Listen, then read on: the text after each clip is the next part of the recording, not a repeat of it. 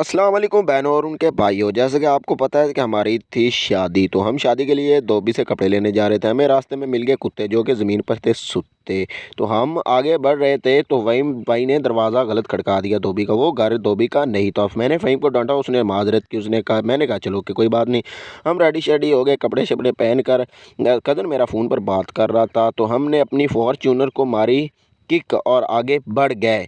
تو آگے بڑھے تو میرے کزن کو سیلفیوں کی پڑ گئی، اس نے سیلفی لی، ویڈیو بنائی، بہت کچھ کیا۔ تو یار میں نے کہا میری بھی ایک آدھی بنا دو۔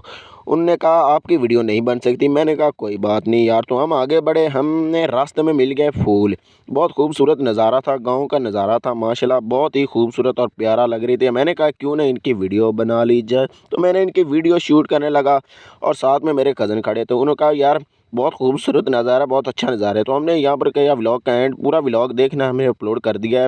چینل کو سبسکرائب کر لیں، لائک کر لیں، شکریہ۔